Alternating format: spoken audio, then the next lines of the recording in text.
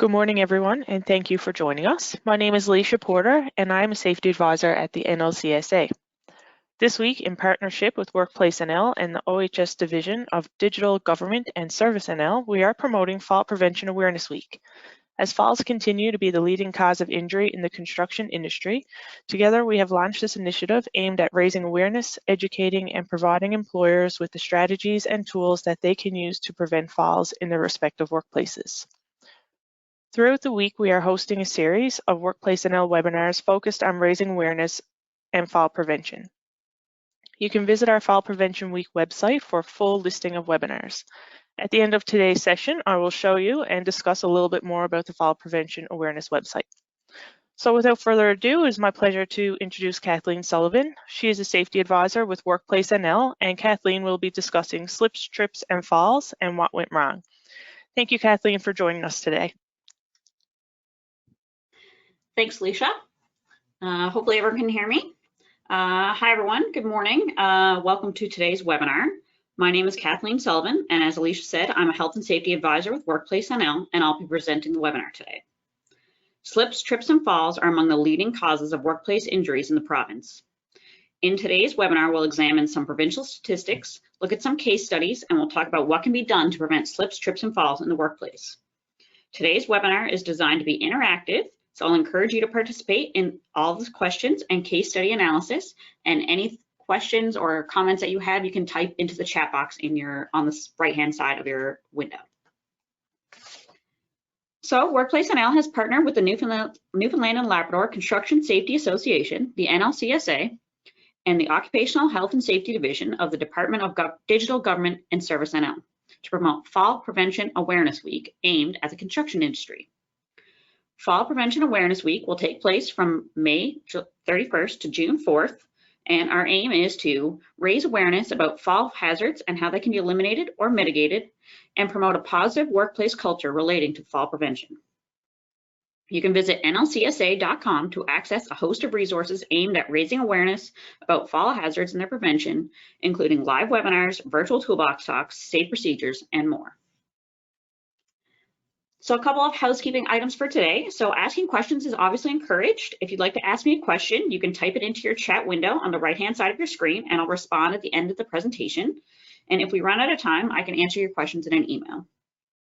Every 30 minutes or so, we're also going to be taking a micro break, which is just kind of a small 1 to 2 minute break to get up, stretch your bones, move around to get that blood pumping so we don't fall asleep, although it's very interesting and interactive today, so I hope no one will be falling asleep. So today's topics, today we're going to define slips, trips, and falls. We're going to take a look at some of the statistics of falls in the province. We're going to look at some case studies and figure out what went wrong. As you identify those things, that's the interactive portion. We'll talk about contributing risk factors to falls, and then we'll also talk about some preventive strategies for reducing the risk of falls in the workplace. So slips, trips, and falls are a leading cause of workplace injuries in Newfoundland and Labrador. Over 42,000 workers are injured each year due to falls, making up about 18% of all lost time claims accepted by workers' compensation boards across Canada. So that's a pretty high statistic. 42,000 workers are injured each year in Canada due to slips, trips, and falls. So just a few definitions here. So what exactly is a slip? A slip happens when there's a loss of footing due to incomplete contact between the foot and the ground, or a loss of traction between the foot and the walking surface. So slips can be caused by slippery surfaces such as frost, snow, ice, spills on the floor, waxed floors, mud, wet surfaces. Can be caused due to unanchored mats, poor lighting, personal factors, could be coordination, balance, eyesight, some environmental factors. That could be the environment, like the weather, or it could be the environment of your work area, which could be housekeeping or other issues, as well as improper footwear.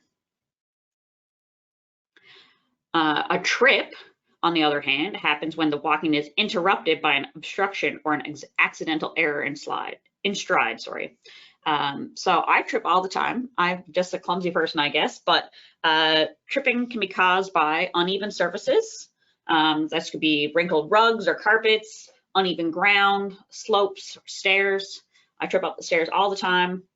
Objects in the way, so cluttered workplace, materials, uncovered cables, hoses, or wires.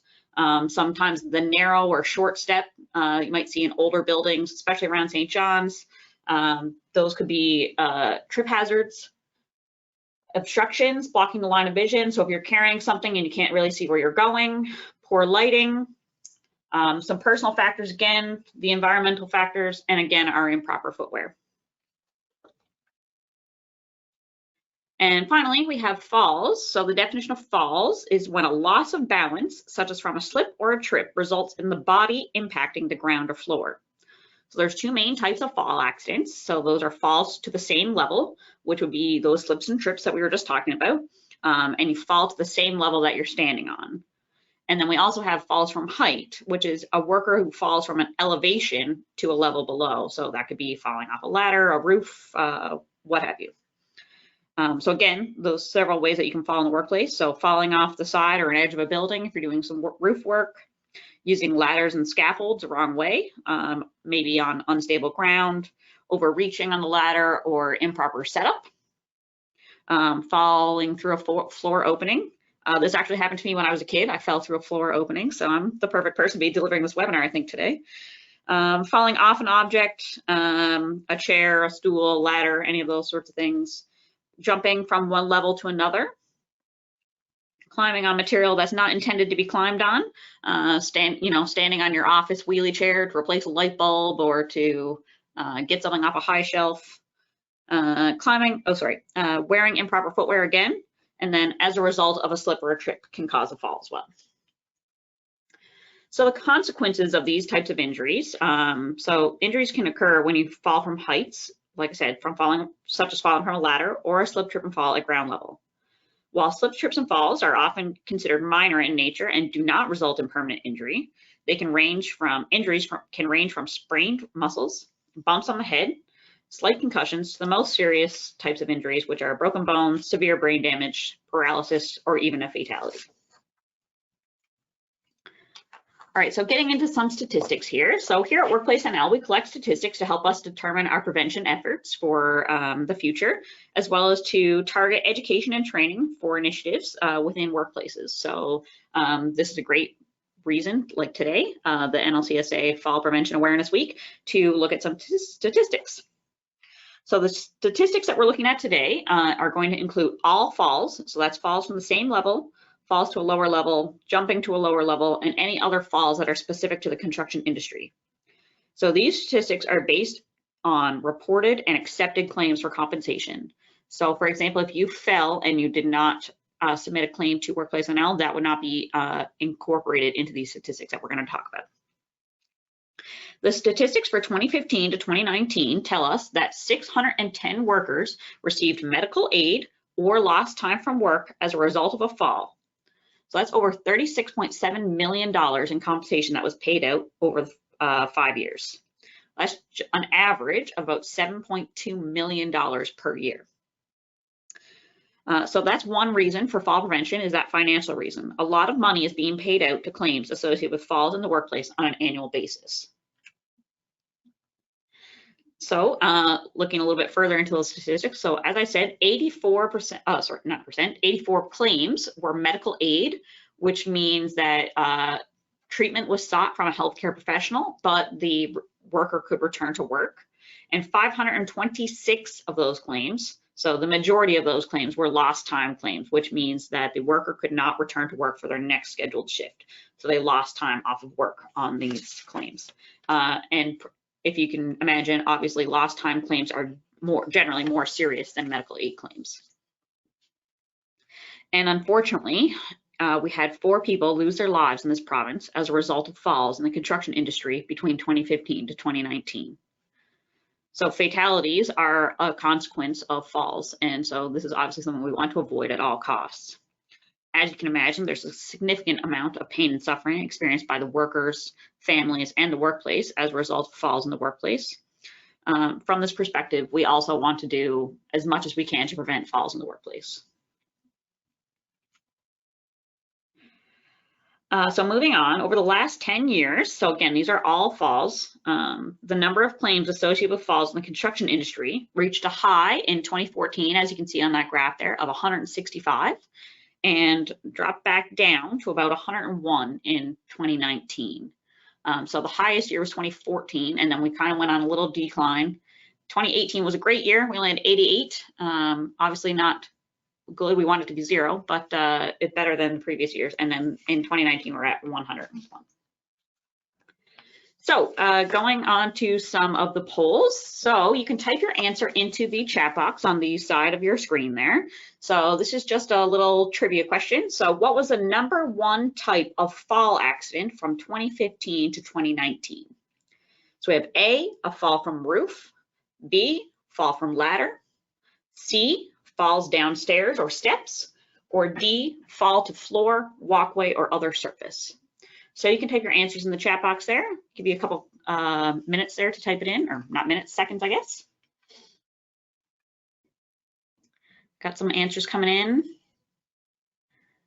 Give you guys 4 more seconds. All right, looks like mostly everyone got it right. The answer is D. Oops. So as you can see from the screen there, falls to floors, walkways, or other surfaces was the highest by about 30%. A lot of the data and education and training focuses on falls from heights, but just looking at this graph here, we can see that slips, trips, and falls are just as important to reduce injuries from falls in the workplace. So our next question, is what is the total annual claims cost for falls in 2019? So I kind of gave you a hint a little bit earlier when I told you how much we spent over the last 5 years and the average over those 5 years. So the answers or the choices are A, 8 million, B, 7.5 million, C, 6.1 million, and D, 9.2 million. So again, you can type your answers in the chat box on the side of your screen, and I'll give you a couple seconds there to type your answers in.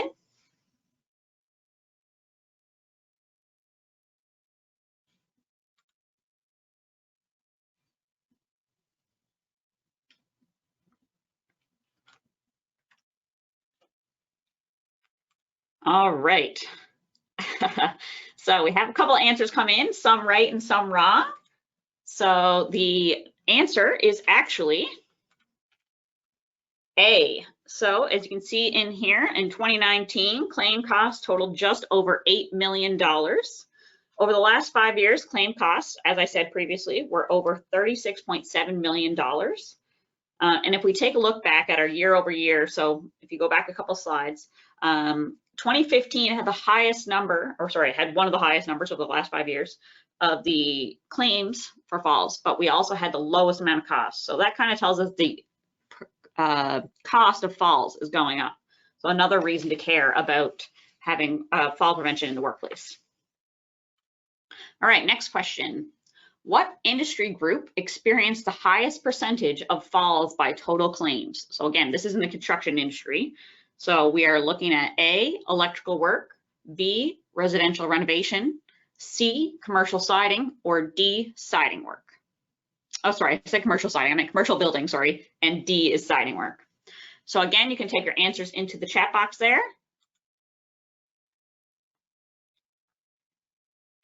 All right, so we have a couple questions in there, or sorry, a couple answers in there. And the answer is actually B, residential renovation. So it looks like everyone got it right. So residential renovation, as you can see, is the highest on that thing, but not by a lot. So as you can see, falls happen in all industries and in all types of jobs.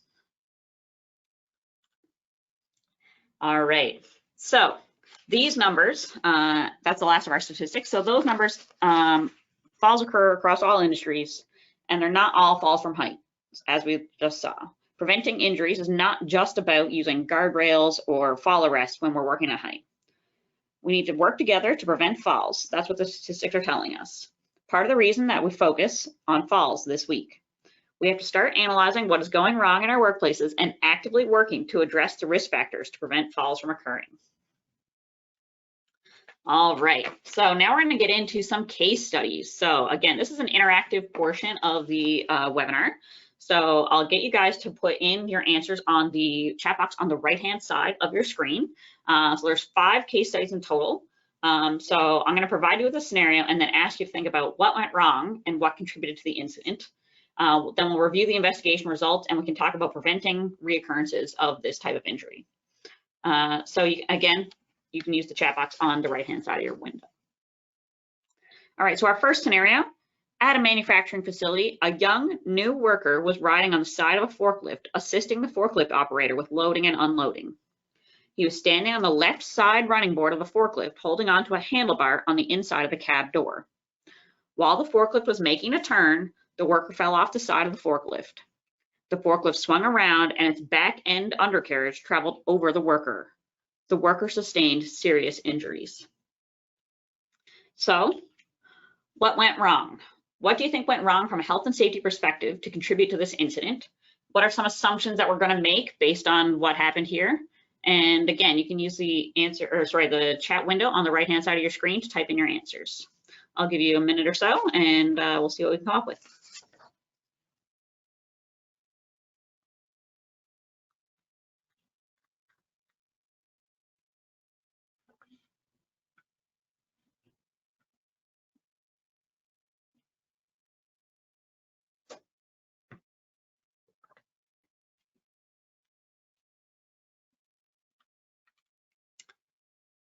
All right, seeing some answers come in now.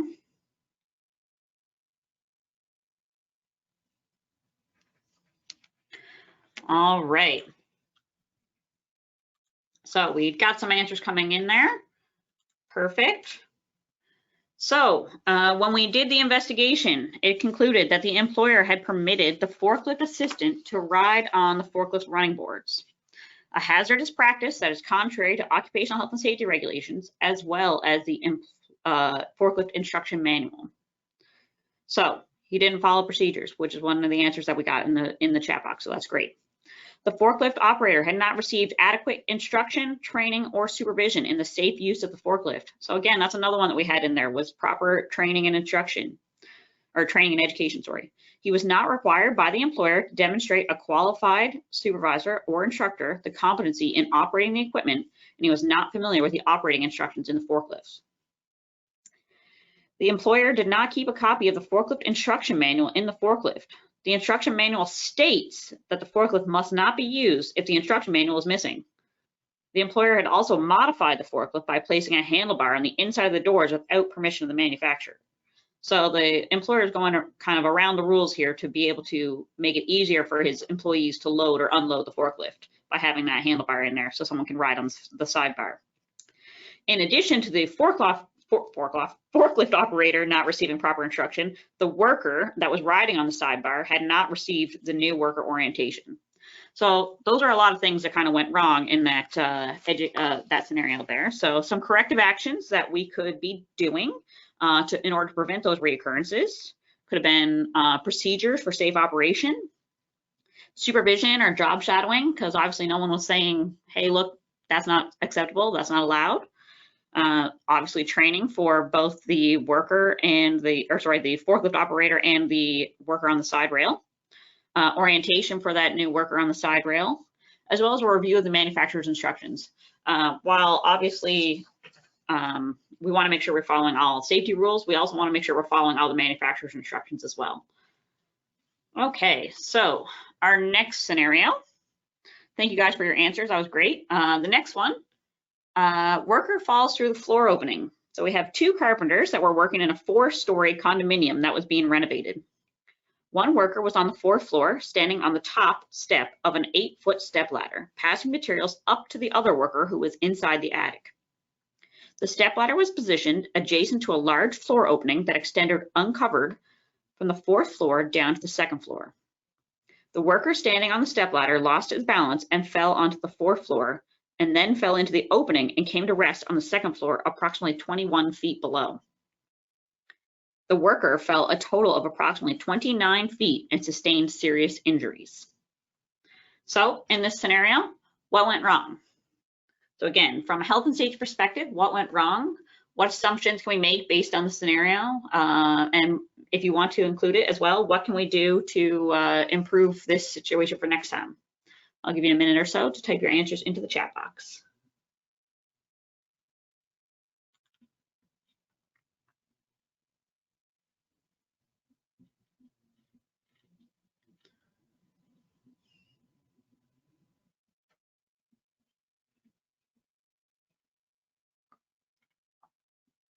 Got some answers coming in there.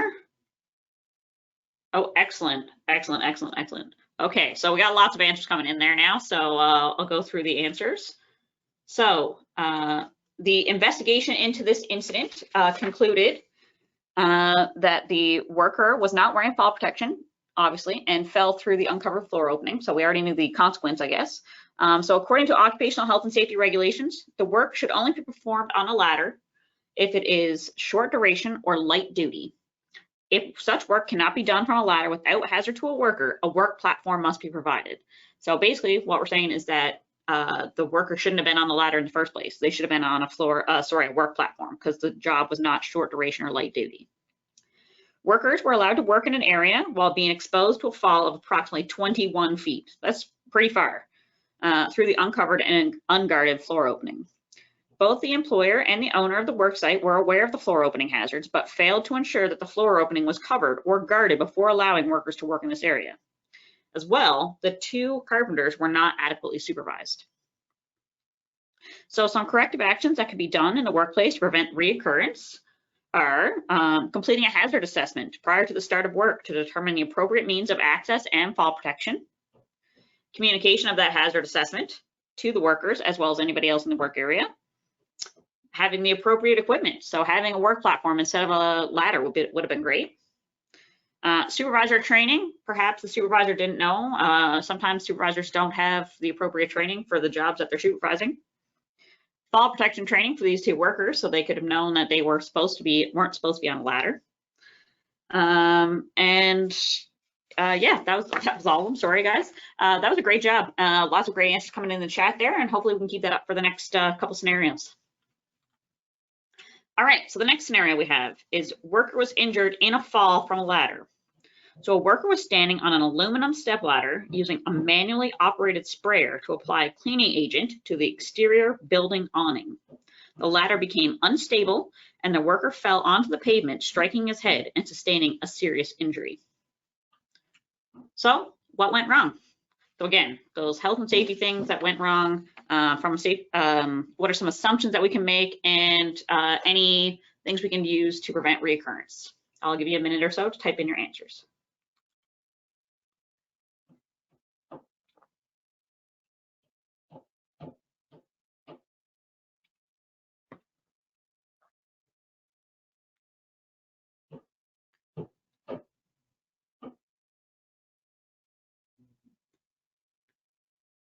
Great job, guys. Wrong equipment for the job, 3 points of contact, getting lots of answers in here. Perfect. All right, so our investigation concluded. The ladder was placed on an uneven surface, which increased the likelihood that it would become unstable, especially as the worker climbed higher. So the ladder was chosen to elevate the worker instead of using the elevated work platform or an extendable pole so that the worker could use from the ground. So if the worker had an extendable pole, he wouldn't have had to work at height at all. The worker had failed to maintain 3 points of contact on the ladder. That was one of the answers that was provided. Great job, guys. At all times, which increased the likelihood that the worker would fall from the ladder. The worker was using a two-handed work process, which did not allow for him to maintain those 3 points of contact, further demonstrating that improper equipment had been chosen.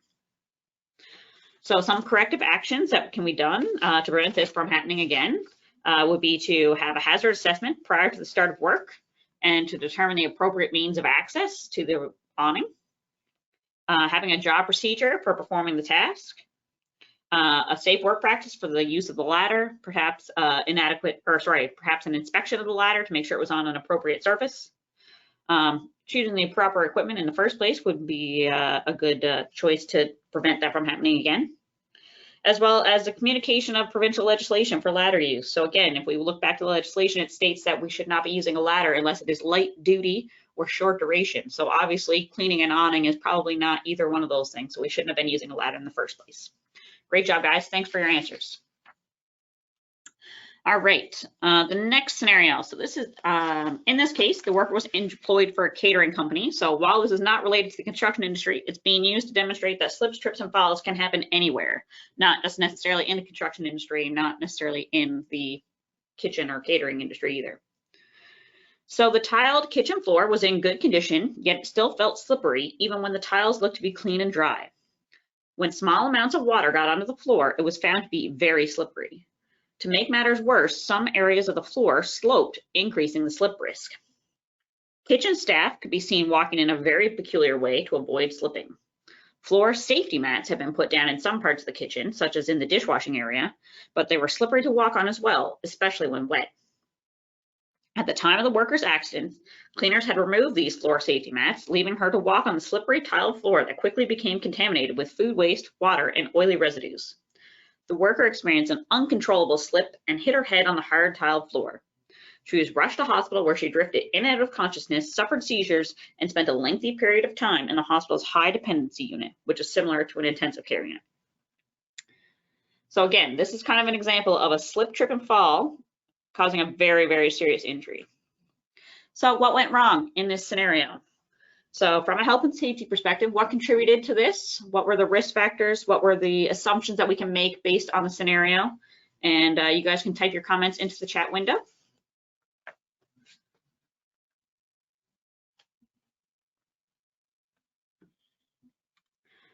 All right, got some answers coming in. Improper footwear, slippery floor surface.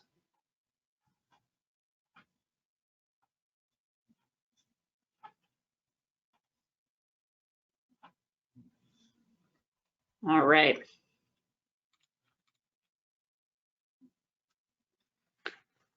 Great job, guys. All right, so the investigation for this incident concluded. The company's safety records examined by an OSH officer showed that there had been other slip incidents in the area, but the control had been to provide the most heavily contaminated areas, such as around the dishwasher, with matting. The matting itself was slippery, especially when wet. Upon examining the tiled floor surface and the matting, it was confirmed that the risk of slipping was unacceptably high because of the lack of slip resistance in the tiles and the mats.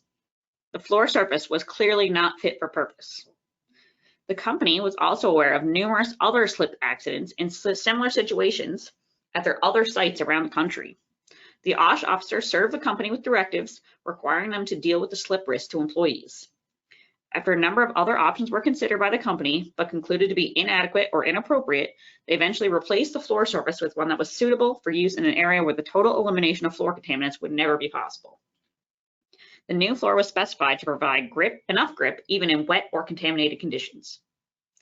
So some corrective actions that could have been done in the workplace to prevent the recurrence of incidents were to do a risk assessment to determine the hazards, the application of appropriate controls considering a hierarchy of controls, an internal incident investigation processes. So obviously this has happened many, many times before, so they had done a good job in their incident investigations. We might have been able to stop this from happening, as well as a process for hazard and corrective action follow-up.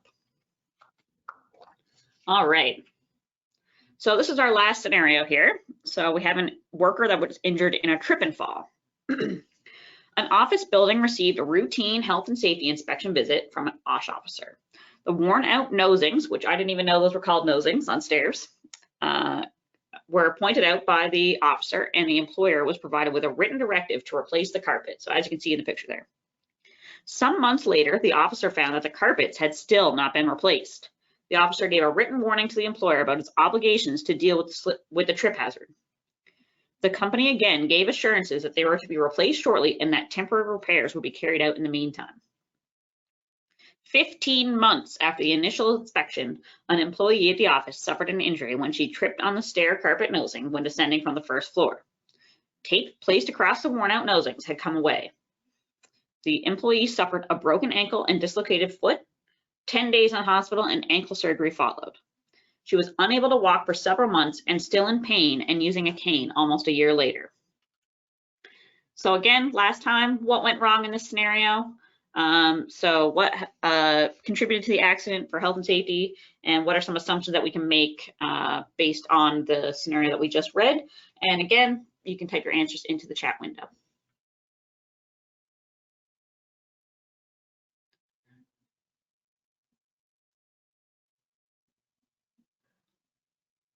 Excellent, some good answers coming in there. Some poor safety culture, lack of follow-up, not following directives. All those are great answers, guys. Thank you. All right, so I think you guys hit the nail on the head there. So the investigation into this incident concluded that there was a failure to address hazards in a timely manner. So again, the OSH officer had sent a directive to address the hazard, and the company had said, yeah, we're fixing it, and they had placed an interim fix of the tape on the carpet. But then there was no follow-up to ensure that the control was working. So the control being the tape, there's no follow-up to say, yep, that tape's working, or no, it's not working. And so your temporary fix became defective when the tape began to pull away. Okay, so some corrective actions that can be done in the workplace to prevent recurrence of this incident. Could have been procedures for identifying hazards and outlining the person responsible for assigning timelines for controls. Procedure for follow-up on temporary corrective actions. I think everyone said that one, so that was good. Inspections and follow-up. So those should be part of your workplace inspection that you should be doing on a regular basis at your workplace. And then involvement of the OSH committee and some written formal recommendations, sorry.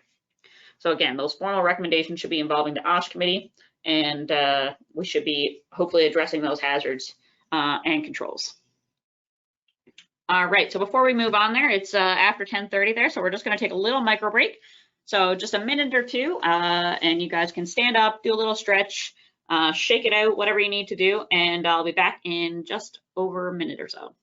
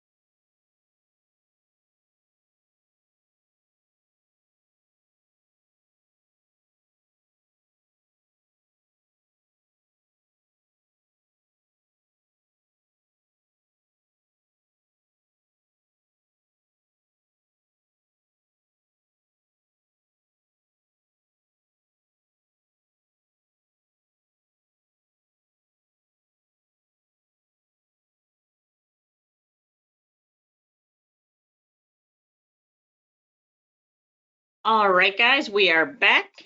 Hopefully you all had a little stretch, a little movement into your day, trying to get that blood flowing. Hopefully none of you are sleepy yet. All right, so moving on here. So we just went through some case scenarios, sorry. And the overall message that we want you to take away from today's webinar is that preventing slips, trips, and falls is much better than trying to cure the impact of one. So all those serious injuries that we just discussed in those case scenarios, if we had taken the steps to prevent them, it would have been way easier on the company, on the employee, on their families, and all that sort of thing if we had taken the prevention steps as opposed to trying to just deal with the incident after it happened. So we're going to take some time now. We're going to talk about what can be done in the workplace to prevent things from going wrong.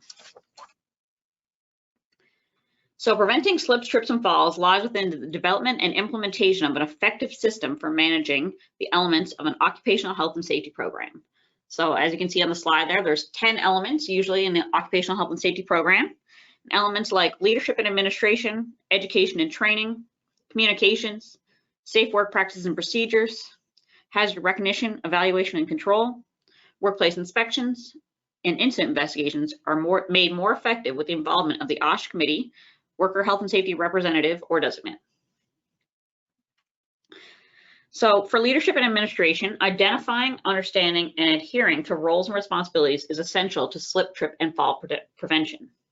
The OHS legislation outlines general and specific responsibilities for occupational health and safety, and these are found in sections 5, 6, 7, and 8 of the Occupational Health and Safety Act and sections 14 and 17 of the regulations. So let's look at our responsibility to identify, notify, report, and fix fall hazards. So for the employer is responsible for identifying hazards that can lead to slips, trips, and falls, and notifying workers and supervisors of them. They're responsible for providing and maintaining a healthy and safe workplace free of fall hazards and develop safe work practices and procedures in fall prevention. And they're also responsible for providing instruction to workers and precautions to take to prevent slips, trips, and falls. The supervisor is responsible for advising workers of the hazards that can lead to slips, trips, and falls, enforcing the use of those safe work practices and procedures in fall prevention, and providing instruction to workers in precautions to take to prevent slips, trips, and falls. And then we have the worker. The workers are responsible for reporting fall hazards to the employer and the supervisor, following safe work practices and procedures relating to fall prevention, and participating in instruction and training sessions and precautions to take to prevent slips, trips, and falls. And finally, we have, there we go. We have the Occupational Health and Safety Committee, or the Worker Health and Safety Rep or Designate, and they're a contributive role in workplace health and safety, and they monitor OHS in consultation with the employer and workers. So again, consultation is the key word there. We want to make sure that we have consultation between the employer and the workers, and that's the main function of the OSH committee. You're probably already taking steps at your workplace to reduce the risk of falls to workers. However, when a worker conducts a risk assessment, they can look for additional fall hazards that otherwise may not be found. So a risk assessment is a formal and written document where you take a thorough look at your workplace so that you can identify hazards and risk factors that have the potential to cause harm, which is called hazard recognition or identification, analyze and evaluate the risk associated with that hazard, so risk analysis or risk evaluation, depending on your workplace. And you can determine appropriate ways to eliminate the hazard or control the risk where hazard cannot be eliminated, such as risk control. So consider what risks in your workplace may lead to slips, trips, and falls, and then decide on suitable and effective control measures to prevent these types of incidents. You then need to put these control measures into practice. Concentrate on the real risks. Those are the most likely to cause harm. Think about how slips, trips, and falls could happen and who might be harmed. So while looking for fall hazards, ensure to look at the interaction of people, equipment, materials, environment, and processes. They all can contribute to workplace falls. The actions that people take or do not take can create hazards in the workplace. Knowledge of and training in appropriate procedures are critical to avoid unsafe behaviors. Appropriate administration, leadership, and supervision can help ensure that these procedures and safe work practices are followed. The tools and machines that people use and work around may contribute to falls. Look at work processes that use liquid or fluids that may spill, machinery or equipment that use power cords, or any conditions that workers could slip, trip, or fall. The improper handling and wrong type of raw materials, products, and hazardous chemicals can result in injuries that can lead to a worker falling. For example, a chemical splashes on your skin or in your eye, and the worker stumbles and falls while trying to get the product off their skin or out of their eye. Some slip, trip, and fall hazards are created by the work environment. So the condition of the surfaces where people walk, like we saw in the kitchen example, where things are placed. There's too many people on the work surface, inadequate lighting, weather conditions, inadequate housekeeping, and all these are examples of environmental factors that can introduce fall hazards into the workplace. So I'm sure you're all probably familiar with the slide that's up on the screen there now. So the hierarchy of controls is used to identify the best solution to control the risk of hazards once it's been recognized. So once the hazards are identified and the risk to workers are evaluated, like we just talked about, solutions or controls are put in place. First, to eliminate the hazard and So our first job is to eliminate the hazard. When this is not reasonable or practical, our job then is to reduce the risk to workers. So again, the options at the top of the list are more effective because they address the hazard itself, the thing that causes harm, rather than just reduce the risk of the hazard. The objective of the hierarchy of controls is to begin at the top and work your way down to the bottom, finding the most effective way to keep workers safe while working. Remember, when we're doing this, that we want to involve workers while we're selecting controls. In most cases, you'll have a combination of 2 or more controls. So for example, when you're using fall arrest PPE, usually you also have to follow safe work practices and procedures and participate in education and training. Those are administrative controls and PPE, so there's 2 controls there. In the next few slides, we're going to talk a little bit about the hierarchy of controls as it relates to slip, trip, and fall hazards. So before we go any further, we want to make sure that when we select those controls, we ensure that we don't introduce any other hazards into the workplace. So when we were talking about the example with the stairs, so they had implemented a control, which was to put tape on the stairs. However, they didn't go back and relook at it or reevaluate it. So then that control became not effective. Another example was if you selected a mat to be used in an area to increase traction, ensure that they're anchored down so that they don't slide out from under a worker's foot or wrinkle up and cause somebody to trip. In addition, mats also require regular cleaning and maintenance so they don't become slippery from buildup of dirt or curl around the edges. So sometimes you see mats taped down because they curl up around the edges, and that could also be a hazard for slips, trips, and falls.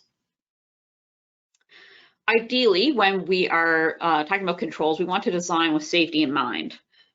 So design could be in the tools, the machinery, and the equipments to make them intrinsically safe, such as liquid being confined to a chute or compartment, designing sinks and troughs to avoid water dripping onto the floor, or a valve or a pipe being moved to a lower level to avoid working at heights. In addition, work areas and processes and jobs may be designed to reduce the risk of slips, trips, and falls.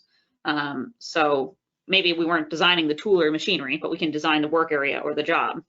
So we can provide enough storage space to avoid storing materials in a way that a trip hazard is created. You provide trolleys to workers to avoid them carrying boxes that block their line of sight. So things like that can help us redesign our jobs. When we design for safety, we don't have to worry about that particular hazard as the risk to workers is either eliminated or minimized to an acceptable level. Designing with safety in mind includes elimination, substitution, and other engineering controls before we even start our job. So how can we eliminate a fall hazard? So the first thing is to remove the slip, trip, and fall hazard. So it seems like something that might be a little bit confusing or hard to do, but it actually could be quite simple. So some examples include removing a crack in a walkway, removing ice or snow from a walkway or stairs, removing uneven surfaces, installing more power outlets to eliminate cords crossing walkways, installing slip-resistant flooring, such as abrasive floors or mats, storing items at arm's height, installing sufficient lighting, and providing temporary flooring. So it may be even reasonable to remove part of a job task because the risk it poses to workers. So for example, living in St. John's, there's lots of hills. If you're mowing the lawn where there's a steep slope, you may opt not to mow the lawn and keep it as it is. That removes the hazard of workers slipping and falling down the slope, especially with a lawnmower. That would be very dangerous. However, as we know, elimination is not always possible or reasonable or feasible. So for example, if you're shingling or repairing a leaky roof, well, you got to get up on the roof to repair it. So we need to turn to other types of hazards, other types of controls to reduce the risk of falling hazard. So another thing that we could do is substitution. So that's switching it out for something less hazardous. So an example could be using a lift to get into a position to work at heights instead of physically climbing, or replacing flooring with a more slip-resistant surface. So again, going back to those cases scenarios, thinking about how substitution could have helped a number of those scenarios and stop those incidents from happening. All right, so the next one is engineering controls, and they're generally considered to be the installation or modification of equipment that physically controls a hazard. Workers are isolated or separated from the hazard. So there's tons of examples for engineering controls for slips, trips, and falls. For slips, we could be looking at applying a floor treatment to increase slip resistance. ensuring the stairs and railings meet the requirements of the OHS regulations, improving lighting, could be internal lighting, external lighting to make sure it's sufficient. This could be including stairwells, corridors, walkways, etc., or using a flashlight to enter a room where the light switch might be on the other side, or it might be dark, or there might be no light. Equipment or machinery maintenance, so regular inspection and maintenance on equipment that uses liquids or fluids as part of the operation or process. Providing adequate drainage for that equipment and machinery, so containing and draining liquids as close as possible to the source, using floor grates, ensure they're slip resistant, using trays to collect waste and liquids, and then ventilation as well, so using proper ventilation techniques to prevent a buildup of steam, condensation, and grease on floors, as well as any other things that might be necessary. Trips, so some engineering controls for trips could be providing ample storage areas separate to work areas, providing sufficient storage, to keep materials out of the aisles and securely stack them to avoid towering stacks, providing sufficient power sockets and computer service jacks to minimize cords on the floor. So if they do have to be run across the floor, we can ensure that they're covered with highly visible covers, minimizing the change in flooring as much as possible. Removing or covering protruding sockets on the floor. So sometimes you'll see that they're like a little bit elevated from the floor. That's a big trip hazard. I've definitely tripped over a few of those before. And then hanging power cords over the work area rather than on the floor. So this is, I think it's becoming more common to see those power cords hung up above the work area or above the work surface. And then falls from height. So some engineering controls that we have for those are actually outlined in the legislation, section 141, in case you're interested. So those include fall arrest systems, guardrails, personnel safety nets, temporary flooring, and any other means that can provide equal or greater protection than a fall arrest system. So again, fall arrest, that's our PPE, which we will talk about here in a quick sec, but that's the last line of defense. We want something that's going to control the hazard before that. Okay, moving on to some administrative controls. So administrative controls change the way that workers do their work. So some examples could be education and training. That's probably one of the most common ones. Displaying warning strips and signs to alert pedestrians about change or uneven surfaces. Planning pedestrian routes to avoid wet or slippery areas. Developing safe work practices and procedures.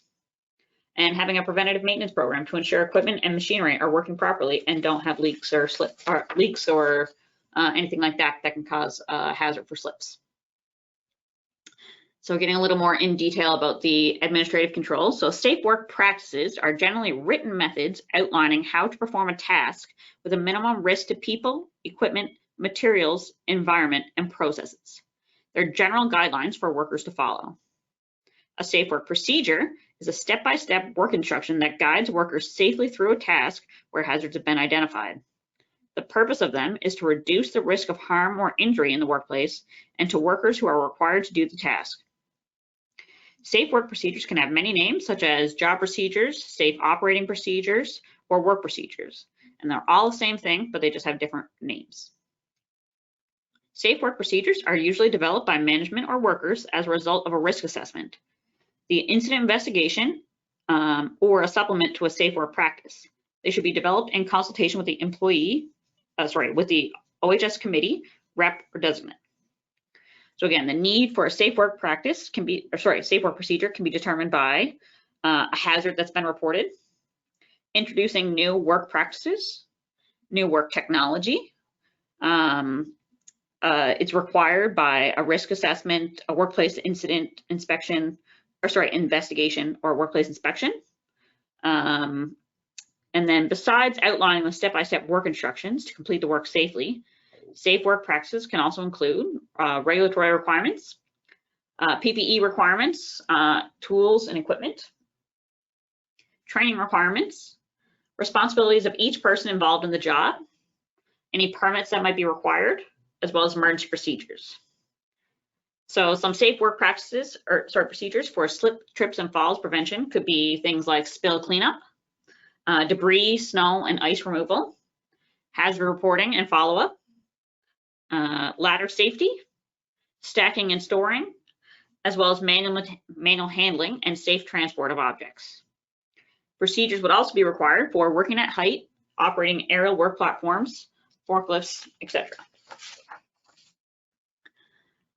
Education and training. Again, this is one of the most highly used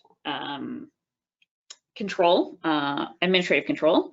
It's a must in most workplaces. Knowledge is power and a strong indicator for working in a healthy and safe manner. So this can range from WorkplaceNL approved fall protection training for working at heights to in-house education on organizations' policies and safe work practices and procedures to industry information sessions such as this one on fall prevention awareness. All right, communication. So this is so important. It's a really important part of preventing slips, trips, and fall hazards, as well as all types of hazards. So whether it be the communication of the organization's strategies for prevention, the lessons learned from slips, trips, and falls incident investigations, hazard reports that were received, or the outcomes of inspections, communication is super important. So while the topics can vary, so can the means of communication. Whatever the method is chosen, we should always make sure that it provides an opportunity for discussions, questions, and feedback. So things like safety moments, newsletters, emails, posters, and intranet reminders are some practical ways they can share information with workplace. But whatever you use, you want to make sure that it's appropriate for the workers and make sure it's one of many ways to communicate information. For example, if workers don't have access to a computer, email is probably not the best way to get a hold of them and share information. It's important to remember that communication does not replace education and training. Inspections are another control that we can use, and they allow for a critical examination of the workplace to identify and report potential slip, trip, and fall hazards that can be removed or avoided. Organizations can incorporate checking for these hazards as a part of their routine workplace inspection, or they can choose to do a targeted inspection looking only for slips, trips, and fall hazards. So this could be called a hazard hunt sometimes as well. Inspections are also quality control for the controls you have already implemented to identified for slip, trips, and fall hazards. So you can examine whether control is effective. For example, during the last inspection, the team identified that the floor was slippery and recommended non-slip mats. The team referred the issue to the building maintenance. During the next inspection, the team can confirm whether the mats were purchased and placed in the area, and if so, do they effectively control the hazard? And if not, then we need to follow up with the building maintenance to see what's on the go. All right, the next thing that we can do is investigate all slip, trip, and fall incidents with the intention of identifying deficiencies and implementing corrective actions to prevent things from going wrong again. As always, one of the most important elements of an investigation is to get to the root or the real cause of the incident. And it requires an examination of the people, equipment, materials, environment, and processes to determine the weaknesses in your system and determine where slip, trips, and falls prevention strategies might have failed. Finally, we have wearing the right footwear. So Section 80 of the OHS regulations actually require workers' footwear to be appropriate to the working conditions, which include slippery and uneven terrain. So we need to make sure that we select the appropriate footwear based on a risk assessment of the job task. Ensure footwear meets the legislative requirements and the CSA standard Z195.1-02, which is called the selection, care, and use of protective footwear. And keep shoes in good repair, keep them clean and free of contaminants. So this is one that not many people know about actually, and it is super important for preventing slip, trip, and fall hazards. So again, just a quick recap is that workers' footwear have to be a design, construction, and material appropriate to the protection required. And to determine the appropriate protection, you need to consider slips, uneven terrain, abrasion, ankle protection, foot support, temperatures, puncture hazards, electrical shock. There's a whole list in the legislation of things that you need to consider when you're selecting the appropriate footwear. And the last thing that we're going to talk about is due diligence. So due diligence in occupational health and safety ensures that employers take reasonable precautions under the particular circumstances to prevent injuries and incidents in the workplace. The level of care, judgment, determination, and activity that any person would reasonably be expected to do under a particular circumstance. It's important for employers to close the loop or connect these roles and responsibilities to the OHS management obligations in showing due diligence for fall prevention in the workplace. So we kind of just talked a lot about the employer responsibilities. So we're going to jump over to worker responsibilities there now. So again, a lot of the controls are geared towards employers, but the workers still have a role to play in health and safety, and including fall prevention. So some things that workers can do are to be present, pay attention to where you're walking, plan ahead, choose the safest path and walk it to identify any areas of concern, keep the workspace tidy, fix unsafe conditions immediately and report hazards. So pick up paper or debris and wipe up any spills that you see on the floor. Think critically and choose safe behaviors. So for example, we want to adjust our walking speed, pace, or stride if it's slippery outside. Choose the appropriate footwear, like we just mentioned, so slip-resistant soles, or use traction control devices, such as like ice grips on the bottom of your shoes, if necessary. Using 3 points of contact on stairs and ladders, so consider aging characteristics for work at height. So again, we talked about the 3 points of contact in some of our case scenarios there. Choosing appropriate floor cleaners and safe mopping techniques. So minimizing the water that you use, not pushing oil or debris around, and minimize the drying time. So don't use a whole whack of water. And then talking to your supervisor or manager about any limitations or adaptations that you might need. Participate in pre-job assessments. Participate in education and training initiatives. And then the last one is always use your fall protection. So employees must understand that it is essential to report unsafe conditions and the occurrence of incidents to the supervisor promptly. Unsafe conditions cannot be corrected, and incidents cannot be investigated if they're not reported. So if you don't know about it, you can't investigate it, you can't find out what's wrong. So if you see something, say something. Report it for everyone's sake. By working together to identify hazards, what can go wrong, and putting proper control measures in place, employers and workers can reduce the number of slips, trips, and falls injuries in their workplace. That's our main take-home message here for you guys today. So thank you, everyone. And I'll do another little plug here at the end. So NLCSA's Fall Prevention Awareness Week. So you can visit nlcsa.com to access a host of resources aimed at raising awareness about fall hazards and their prevention, including live webinars such as this one, virtual toolbox talks, safe work procedures, and more. So if you guys have any questions, you can type them into your chat window now, and I can try and answer them here for the last couple of minutes of the webinar. And if not, then have a good day and have a safe day, and we'll see you soon.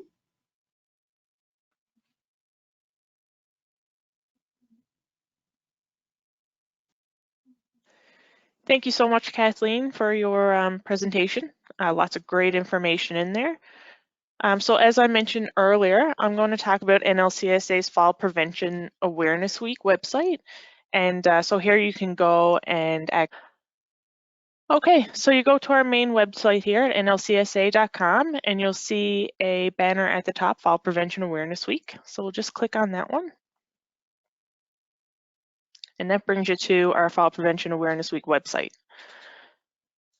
So here on the main page, there's some information regarding this week.